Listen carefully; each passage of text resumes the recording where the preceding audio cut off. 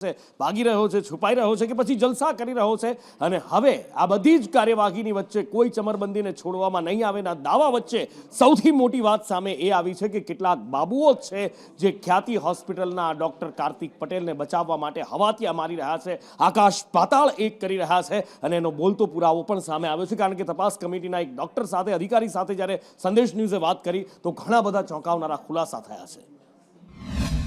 ખ્યાતિ હોસ્પિટલ કાંડને લઈને એક બાદ એક આરોપીઓના ચોંકાવનારા ખુલાસા પણ થઈ રહ્યા છે. સાથે જ ક્રાઇમ બ્રાન્ચની ટીમ રિમાન્ડ દરમિયાન ડોક્ટરની પેનલને સાથે રાખીને પૂછપરછ કરી રહી છે. જ્યારે આરોગ્ય વિભાગની તપાસ કમિટીના સભ્ય આપણી સાથે છે, ડોક્ટર પ્રશાંતભાઈ, એમની સાથે જ વાત કરીએ. સર, કેવા પ્રકારની તપાસ જે અત્યારે ચાલી રહી છે, તમારા તરફથી તપાસ છે, જે તપાસ રિપોર્ટ તમને જે સોંપવામાં આવ્યો હતો કે તપાસ કરવાની છે, એ તપાસ રિપોર્ટ તમે સોંપી દીધો છે કે હજી બાકી છે તપાસ? અમારી તપાસ કમિટીની રચના છે એ પ્રાથમિક તપાસ માટે થયેલી હતી અને પ્રાથમિક તપાસ પૂરી કરી અને એફઆઈઆર જે નોંધાવી પોલીસમાં એની પહેલાં એ તપાસ પૂરી થઈ ગઈ. એનો ફાઇનલ રિપોર્ટ પણ સબમિટ કરી દેવામાં આવ્યો, સરકારમાં સબમિટ કરી દીધો અને પોલીસને પણ સોંપી દીધો છે.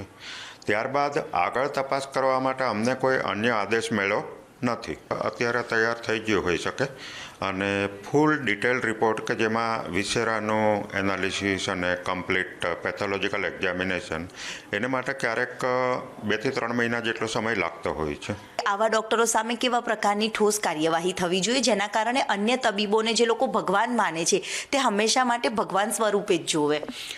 આ પ્રકારની જે ઘટના બની ત્યાર પછી મેડિકલ કાઉન્સિલ ઓફ ગુજરાત એમણે પણ એક્શન લઈ અને અમારી પૂછપરછ કરી અને એમણે પણ નિર્ણય લીધો છે અને ડૉક્ટરનું પ્રેક્ટિસ માટેનું લાયસન્સ છે એ 3 વર્ષ માટે સસ્પેન્ડ કરવામાં આવ્યું છે. યુનિવર્સિટી, મહાવિદ્યાલય એટલે વિદ્યાનું ધામ કે જ્યાં ઉચ્ચ શિક્ષા મેળવવાની હોય. અહીંયા આગળ વિદ્યાર્થીઓ આવે, પોતાના જીવનનું ઘડતર કરે. પણ ગુજરાતમાં અલગ અલગ યુનિવર્સિટીઝ એવું લાગે છે કે જાણે દૂષણનો અડ્ડો બની ગઈ છે. ગુજરાત યુનિવર્સિટીની હોસ્ટેલમાંથી થોડા સમય પહેલા ગાંજાના છોડ મળી આવ્યા હતા. હવે ઉત્તર ગુજરાત પાટણ યુનિવર્સિટીમાંથી દારૂની બોટલો અને દારૂની મહેફિલો મળી આવી છે અને એના જ કારણે ચકચાર મચી ગઈ છે. વિદ્યાર્થીઓ અહીંયા ભણવા આવે છે કે નશો કરવા આવે છે, એ સવાલ સૌથી મોટો છે. બાસ્કેટબોલ ની ટુર્નામેન્ટ માટે અહીંયા ખેલાડીઓ આવ્યા હતા. ખેલે ગુજરાતની વાત થઈ રહી છે, પણ ખેલે ગુજરાત કે પીવે ગુજરાત, એ સવાલ છે. દારૂબંધી વાળું ગુજરાત છે તો પછી દારૂ આવે છે ક્યાંથી? ઘણા બધા સવાલો અહીંયા છે પણ જવાબો કોઈની પાસે નથી. રેક્ટરે ખેલાડીઓને અટકાવવાનો પ્રયત્ન કર્યો હતો પણ એમની ઉપર દાદાગીરી કરવામાં આવી, ત્યાં સુધી કે રેક્ટર પર ગાડી ચડાવવાનો પણ પ્રયત્ન કરવામાં આવ્યો હતો. આખરે આટલી હિંમત આવે છે ક્યાંથી? સવાલ થવો સ્વાભાવિક છે. ગઈકાલે રાત્રે જે બનાવ બન્યો છે એ સ્પોર્ટ્સના વિદ્યાર્થીઓના એક ઉત્સાહ અને પ્રેમ વધી રહે અને રમતગમતને એક સ્થાન મળી રહે માટેની એક આયોજન કરવામાં આવેલું.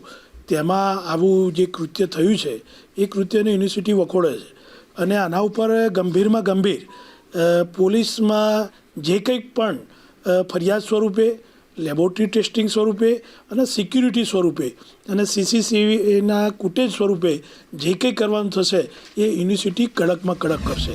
વારંવાર હેમચંદ્રાચાર્ય યુનિવર્સિટીની અંદર લોકો તરવાલો લઈને આવે, 3 થી 4 વાર દારૂ પકડાય. ગઈકાલ રાતે પણ યુનિવર્સિટીની અંદર કેટલાક ઇસમો દ્વારા ખુલ્લેઆમ હોસ્ટેલની અંદર દારૂની પાર્ટી કરતા પકડાયું. આજે પણ અત્યાર સુધી એ બાબતને લગભગ 15 થી 20 કલાક થવા છતાં પણ આજે આવા ઇસમો વિરુદ્ધ ફરિયાદ નોંધાવવામાં આવતી નથી.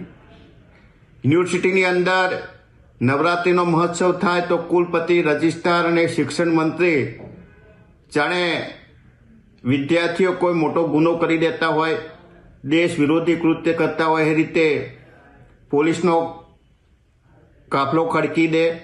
શિક્ષણ મંત્રી પણ નવરાત્રિ બંધ કરવાનો આરોપ બંધ કરવાની કોશિશ કરે, વારંવાર ફોન કરે. અને હવે વાત કરવી છે જંત્રીની જંજાળની. ફરી એકવાર આ શબ્દ અત્યારે ચર્ચામાં છે, કારણ કે આમ તો સરકારે 1 મહિના સુધી વાંધા અરજીનો સમય આપ્યો છે પણ બિલ્ડરો લડી લેવાના મૂડમાં છે. પછી અમદાવાદ હોય, રાજકોટ હોય, વડોદરા હોય, ખેડા હોય, જબરજસ્ત વિરોધ બિલ્ડરોનો દેખાઈ રહ્યો છે અને જંત્રીમાં વધારાને લઈ બિલ્ડરો આકરા પાણી આવ્યા છે. ક્યાંક રેલી સ્વરૂપે તો ક્યાંક વિરોધ પ્રદર્શન કરી અને આ જંત્રીના ભાવનો વિરોધ નોંધાવવામાં આવી રહ્યો છે. એક તો પ્રજાને તો નુકસાન છે કારણ કે એને વધારે સ્ટેમ્પ ડ્યુટી ભરવી પડે, કારણ કે ખરીદે છે 400 રૂપિયામાં અને 4000 રૂપિયાની સ્ટેમ્પ ડ્યુટી એને ખરીદવી પડે. પણ એના કરતાં મોટી આર્થિક જે દેશનું અર્થતંત્ર ચાલી રહ્યું છે એ બેન્કો ફેલ થઈ જશે. કેમ કે 400ની જગ્યાએ 4000ની જંત્રીએ લોકો ખેડૂતો હોય કે બિલ્ડર હોય એ બધા 4000ની જંત્રી પ્રમાણે બેંકમાં લોન લઈ લેશે અને પછી પૈસા નહીં ભરે, કારણ કે એમ તો 400ની સામે 4000 રૂપિયા મળે છે. એટલે બેંકોને પછી કોઈ પૈસા નહીં ભરે અને બેંકો પણ ઉડી જશે. એટલે અર્થતંત્રને પણ નુકસાન થશે, લોકોને પણ નુકસાન છે. અને બીજું કે આમાં બિલ્ડિંગ લાઇનમાં પણ કન્સ્ટ્રક્શન લાઇનમાં પણ મંદી આવશે. 3 મોટા નુકસાન થવાના છે. જંત્રીનો જે અસહ્ય વધારો થયો છે, કમરતોડ વધારો થયો છે, લગભગ જૂની જંત્રીથી 10 ગણો વધારો કરવામાં આવ્યો છે. એના વિરોધમાં અમે આવેદનપત્ર આપ્યું છે. ત્યારે કલેક્ટરશ્રી સાહેબથી આશ્વાસન આપ્યું છે કે અમે ખરેખર હવે ગ્રાઉન્ડ લેવલે જ તપાસ કરીને કરીએ છીએ અને એમના તરફથી રિસ્પોન્સ ઘણો સારો મળ્યો છે અને તે અમને એવું લાગે છે એમની વાતો પરથી કે ખરેખર એ રસ લઈને જંત્રીના એમાં જે સૂચિત જે છે એમાં ઘણો ઘટાડો થશે એવું લાગે છે. જંત્રીનો જે ભાવ વધારો કર્યો છે લગભગ 4 ગણાથી માંડીને 15 થી 20 ગણા સુધીનો વધારો છે, જે અસહ્ય છે, જે આ બાંધકામ ઉદ્યોગને મરણતોલ ફટકો પાડશે અને સાથોસાથ મિલકતો ખૂબ મોંઘી થશે. ખાસ કરીને તો મૌન રેલી છે અને આવેદનપત્ર જે આપવામાં આવેલું છે તે આવેદનપત્ર ઓનલી ટુ ઓનલી આપણા બિલ્ડર એસોસિએશનનો જે અત્યારે ઉદ્યોગ સાવ ઠપ થઈ ગયો છે એના લગતા અમારા 8 થી 10 પ્રશ્નો છે તેને લગતા જ અમે આવેદનપત્ર આપવામાં આવી રહ્યું છે.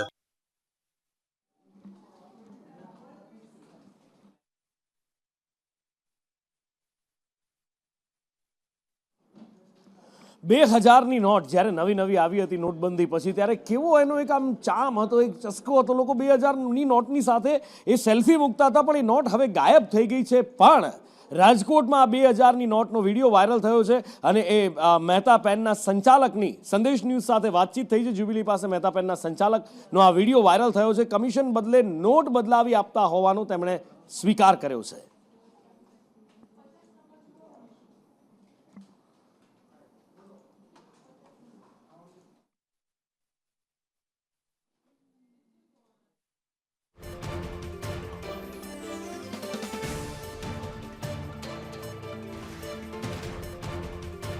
દ્વારા 2000 રૂપિયાની નોટને ચલણમાંથી પાછી ખેંચી લેવામાં આવી છે, પરંતુ હજુ પણ ક્યાંક ને ક્યાંક 2000 રૂપિયાની જે ચલણી નોટ પાછી ખેંચાયેલી છે એ બજારમાં જોવા મળે છે અને અનેક લોકો આ નોટો બદલાવી પણ દેતા હોય છે. આવું જ કંઈક રાજકોટના જુબેલી ખાતે આવેલા મહેતા પેન ડેપોની અંદર જોવા મળ્યું છે. આપણી સાથે નીરવભાઈ ને.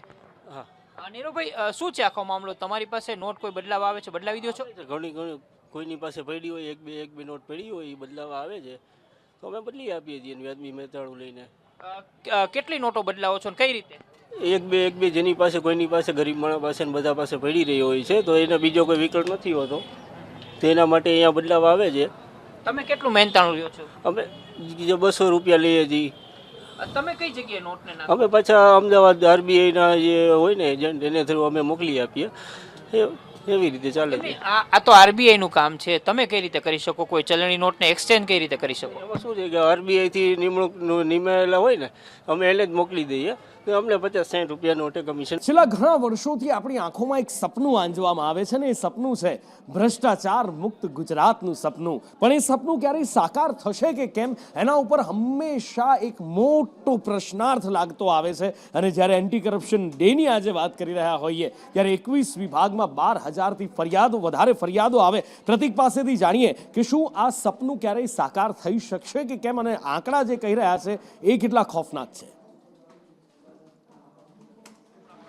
નુપુર, નૈતિકતા જ્યારે નાદારી નોંધાવે અને પોતાની જાતને વહેંચવી પડે તેને જ ભ્રષ્ટાચાર કહેવાય છે. અને ભ્રષ્ટાચારની જો વાત કરીએ તો ખૂબ લાંબી વાત થાય, પરંતુ ગુજરાતના જો આંકડાની વાત કરીએ તો મોટા ભાગના સરકારી વિભાગમાં ભ્રષ્ટાચાર થઈ રહ્યો છે અને એનો ભોગ સામાન્ય નાગરિક બની રહ્યો છે. કારણ કે કોઈ પણ નાનું કામ સરકારી વિભાગમાં કરાવવું હોય તો તેના માટે ભાર મૂકવો જ પડતો હોય છે અને આ પ્રકારના આંકડા કહી રહ્યા છે. કારણ કે શહેરી વિકાસ જે વિભાગ છે તેમાં સૌથી વધુ 2,996 ફરિયાદો મળી છે. આ સાથે જ મહેસૂલ વિભાગમાં પણ 1,735 જેટલી ફરિયાદ મળી છે.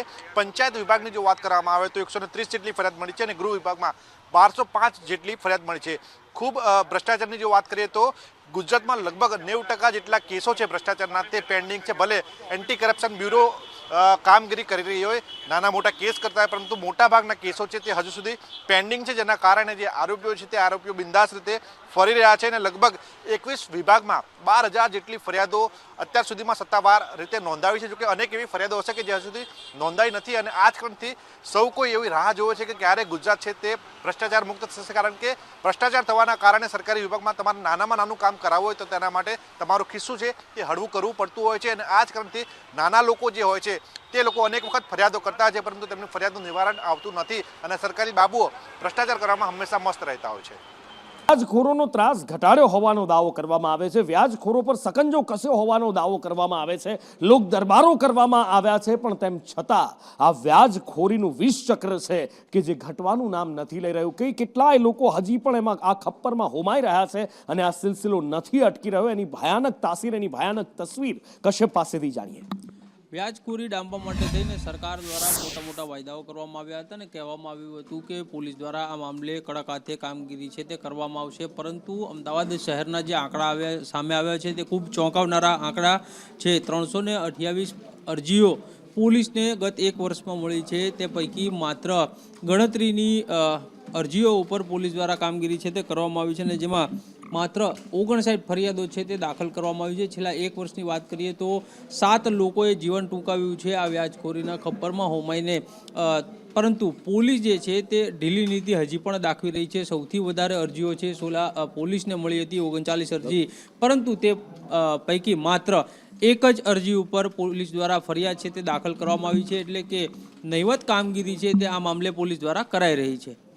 ને ભારત દેશ વિવિધતા સભર દેશ છે અને અહીંયા જે તમને કુદરતી સૌંદર્ય જોવા મળે કદાચ બીજે ક્યાંય જોવા ન મળે ને એમાં પણ જ્યારે શિયાળાની મોસમમાં પહાડમાં હિમાલયની ગોદમાં જ્યારે બરફ વરસતો હોય ત્યારે કેવો અદ્ભુત નજારો જોવા મળે. ધવલ પાસેથી જાણીએ. જે નુપુર જો વાત કરવામાં આવે તો ઉત્તર ભારતમાં સમગ્ર મહદઅંશે રાજ્યોમાં જમ્મુ કાશ્મીરની વાત હોય, ઉત્તરાખંડની વાત હોય કે હિમાચલ પ્રદેશમાં સફેદીનું સામ્રાજ્ય આવ્યું હોય તેવું કંઈક લાગી રહ્યું છે અને જમ્મુ કાશ્મીરમાં તો છેલ્લા એક અઠવાડિયાથી એવું લાગી રહ્યું છે કે બરફે પોતાનું સામ્રાજ્ય સ્થાપી દીધું હોય, રાજ કરી રહ્યું હોય તેવું લાગી રહ્યું છે. આજે મહદઅંશે વિસ્તારમાં જો ખાસ કરીને વાત કરવામાં આવે તો ઉત્તરાખંડના ચમોલીથી લઈ કેદારનાથ અને બદ્રીનાથમાં પણ મંદિરો પણ બરફની ચાદર નીચે ઢંકાઈ ગયા છે, તો બીજી બાજુ સિમલાની અંદર પણ પ્રવાસીઓ બરફ વર્ષાનો આનંદ માણી રહ્યા છે. જી, એટલે અદ્ભુત દ્રશ્યો અત્યારે જોવા મળી રહ્યા છે. તમે જુઓ કે કેટલું જબરજસ્ત સફેદીનું સામ્રાજ્ય છે. નજર પડે ત્યાં સુધી માત્ર અને માત્ર બરફ જ દેખાઈ રહ્યો છે. ગાડીઓ બરફથી ઢંકાઈ ગઈ છે, રોડ રસ્તા બરફથી ઢંકાઈ ગયા છે ને કેટલાક દ્રશ્યો તો એવા જોવા મળી રહ્યા છે કે જે થોડા ડરામણા પણ છે, કારણ કે જે વાહનો જઈ રહ્યા છે ગાડીઓ સ્કીડ પણ થઈ રહી છે. બરફ હટાવવાની કામગીરી કરવામાં આવે છે, પણ એ બરફ થોડા સમય સુધી રહે ને જો એની ઉપર વરસાદ પડે તો એ આઈસ બની જતો હોય છે, સ્લીપરી આઈસ બની જાય છે, જેના પર ચાલવું પણ મુશ્કેલ બની જાય છે. અને દલ લેકનું આ સુંદર નજારો દરેકનું મન મોહી લે એવો છે.